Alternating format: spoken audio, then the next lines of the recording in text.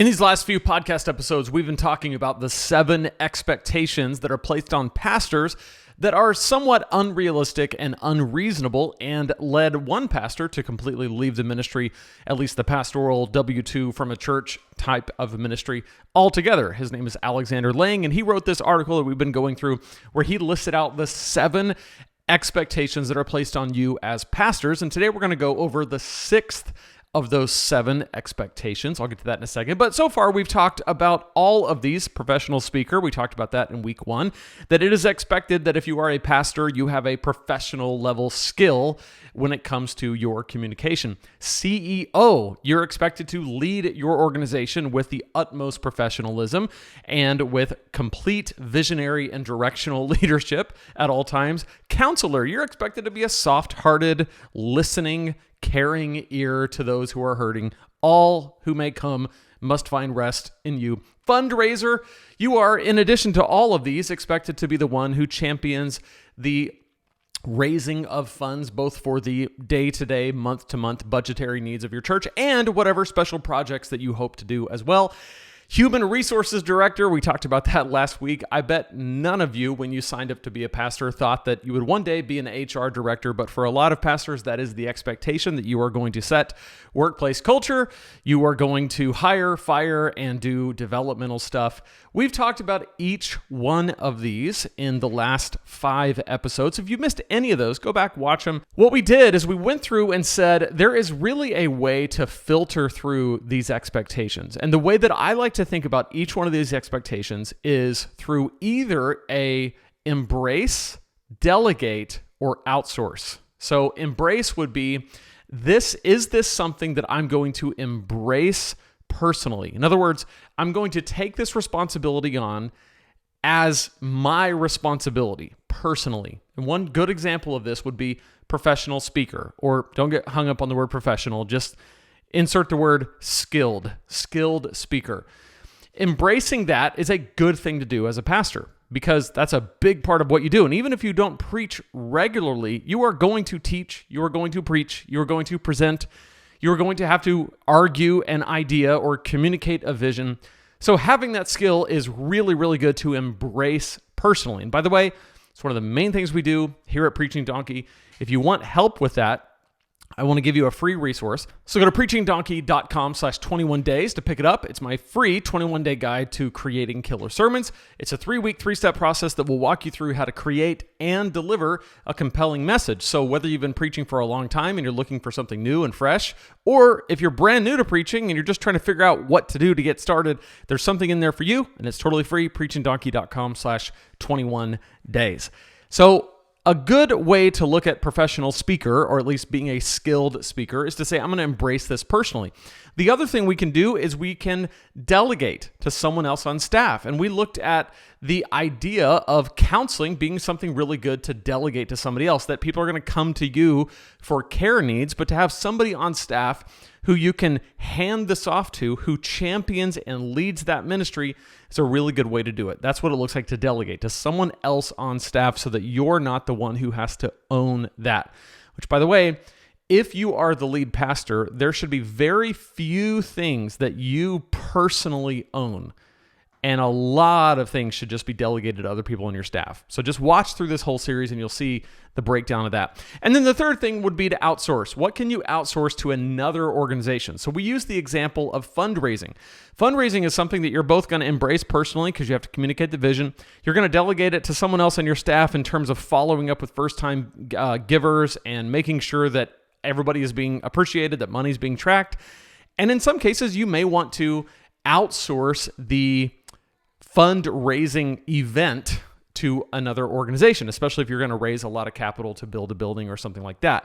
So embrace personally, delegate to someone else on staff, or outsource to another organization. Now, today we're talking about the 6th expectation that he lays out that is placed on pastors, and that is to be the master of ceremonies. And he gives 3 examples of when you are required or expected to be a master of ceremonies, and that would be weddings, funerals, and baptisms. Now, I want to mention that what he points out is that these often happen on weekends, especially if we're talking about weddings, and so they can take up a lot of your time. And when it comes to baptisms, obviously that happens typically during the Sunday morning service, unless you do special services. Like my church, we do it at the beach on a Sunday night, but a lot of times churches do it on Sunday mornings. Here's the thing. These types of things, of all the things on this list, should be the easiest to manage, with the exception of funerals, because those are somewhat unpredictable. So let me go through the order of the way I look at this, and let me give some suggestions, and then obviously you can filter it through the embrace, delegate, and outsource as you wish. Okay, so let's first talk about baptisms, because I feel like this is the easiest one. Baptisms are something that I think should be embraced personally by you. That does not mean that you have to do every baptism, but being involved in the process and being present in the ceremony really should not lead to burnout, because it's something that typically happens concurrent with the service. Someone else on your staff can own completely the scheduling, the logistics, if you do some kind of like pre-counseling with people to kind of assess their readiness for baptism, totally fine. Delegate that to someone else on staff. But you being personally involved in the actual act of baptism, totally fine, totally cool. If it were me, I would just totally embrace it. That's what I did when I was working full-time as a pastor. No problem at all. I think that's really the easiest one to handle. Weddings. Weddings can become a massive burden if you're doing them all the time.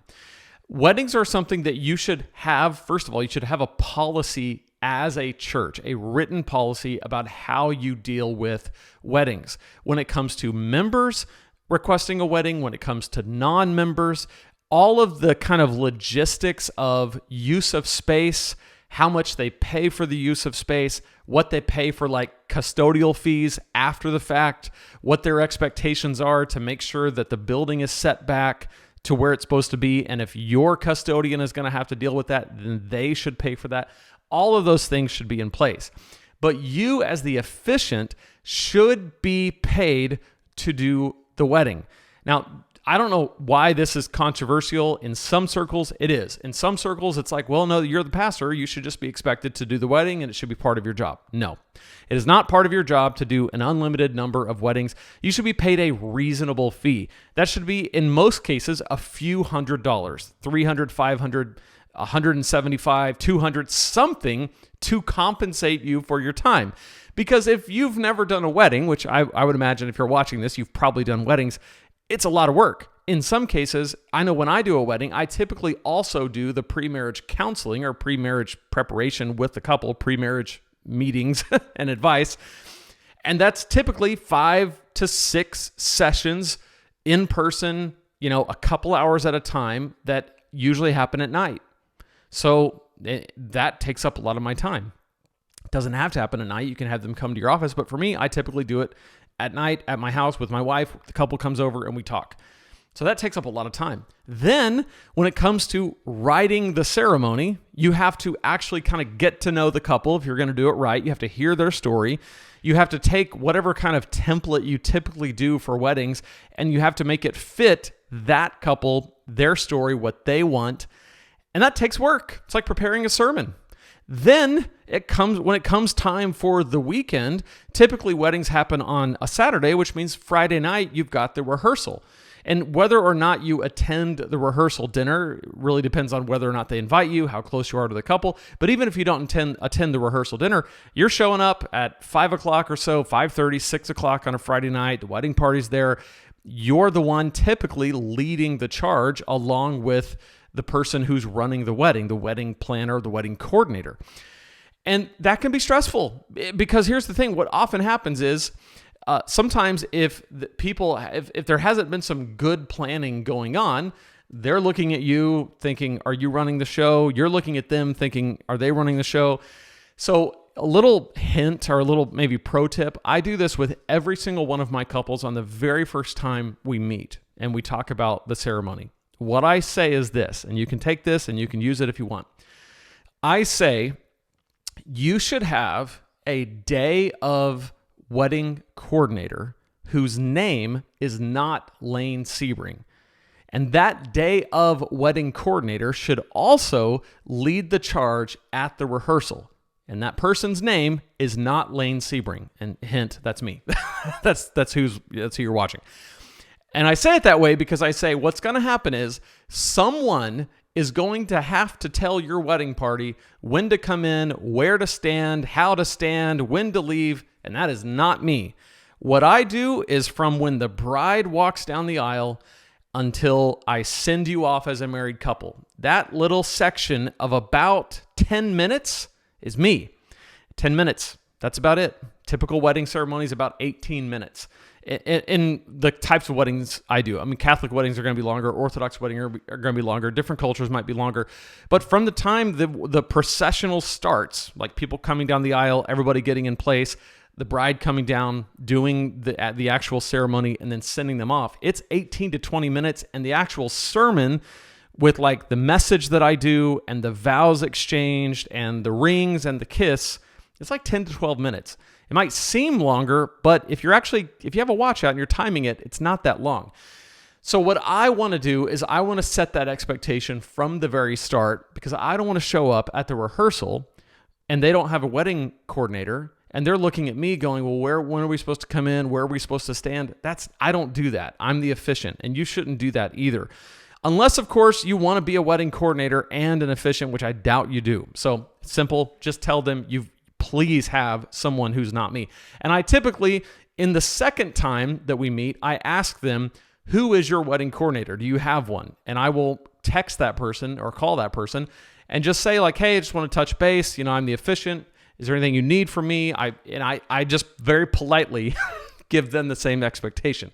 And the reason why I'm so adamant about this is when I first started doing weddings, there was a couple of times where I ended up in a situation where everybody was looking at me to run the show. And I'm like, I don't know how to run the show. That's not my job. My job is and you can't, it's hard to say that. You have to just kind of fake it till you make it. But I never wanted to be in that position again. I am very, very good at officiating weddings. I am not good at coordinating weddings. So I just got very specific about what I do and about what the expectation is for what someone else does. So again, take that, use it for what you will. But the point is, when it comes to the rehearsal, you're there. Then on Saturday, you're there. It takes up your whole entire weekend. You got to be there Friday, you got to be there Saturday, and then you typically have to show up to your church and preach on Sunday. So it takes up a big part of your weekend. So you should be compensated for it. That should not be a question. And you can set that compensation at whatever you want to make it worth it. In terms of delegating, there's absolutely no reason why you should do every wedding that comes across the church for request. There might be couples who don't really have that strong of a connection to you. They're just looking for a pastor at the church to do the wedding. You should have other people who can do it when that's the case. And you should be very selective, especially if you're the lead pastor. You should be very selective about the weddings that you take on. And you should make sure that the compensation is enough to make it worth your time.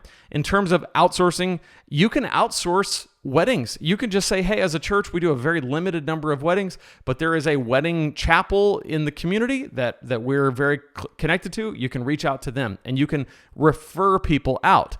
Now, admittedly, that's pretty rare because a lot of times when people are coming to your church for the wedding, they're coming for a reason. But often what will happen is you might have a couple who's not religious at all. They don't attend your church. They don't really attend any church. And they're just kind of looking for pastor for hire, like wedding ceremony for hire situation. I just never wanted to be in that business. That's not really what we do as a church. That's not what I do. And so it's nice to have someone in your community that you can just say, hey, I think what you're really looking for is just a wedding. Like you're looking for a ceremony and all the pieces that put together and make a ceremony happen. I think you should totally go to this organization. They'll help you out. It'll be great. That's an awesome way to do it. Let's talk about funerals. Funerals are somewhat unpredictable. Funerals can be very, very bad if they're mismanaged, okay? People are dealing with immense grief, and it happens all at once, and it's very hard to know when it's going to happen. So you need to have a plan for how to deal with funerals, and that should be completely delegated off of your desk in terms of logistics, like working with the funeral home, Now, I will say, when it comes to connection with the family, that's really where you step in. But you should have some way of handing off the logistics of making everything happen and coordinating it to someone else if you're doing funerals a lot. And this is particularly true if you have an older congregation. I worked in a church that was an older congregation, and we did funerals quite often. I mean, the church wasn't all older, but it had an older population, and so every few weeks there was a funeral because there was just a lot of people who had gone to the church for a long time. And so sometimes, even if it was someone who was a shut-in, which is a way of saying they're either at home or in an assisted living center, but they were a member of the church from years ago, don't attend anymore, but they die and they want us to do their funeral, that would happen quite often.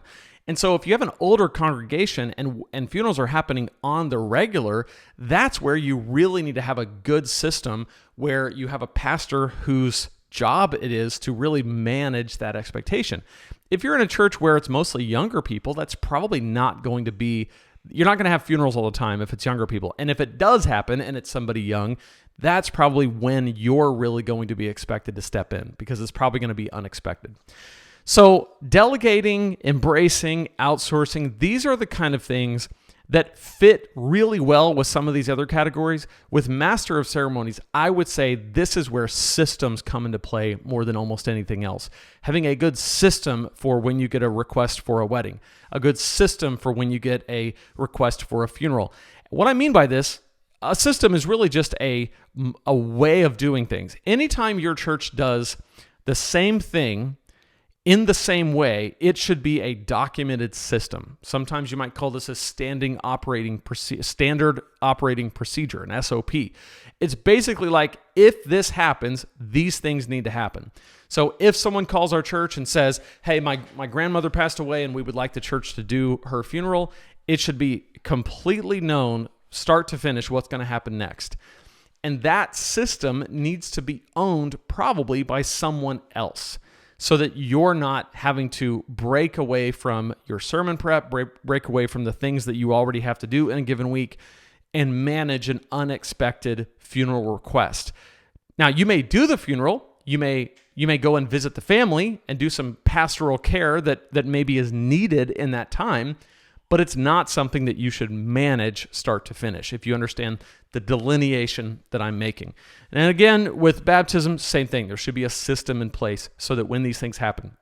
Now, a big part of this guy's article that went viral a couple months ago was the burnout that happens from the aggregate of all these expectations. So you might be thinking, that's just one wedding, it's just one funeral, it's just a few baptisms, what's the big deal? Well, it's when you put all these things together and you add on all the other expectations, fundraising, counseling, being a world-class speaker, leading the organization. Next week, we're going to talk about being a pillar of virtue. Oh, and HR director.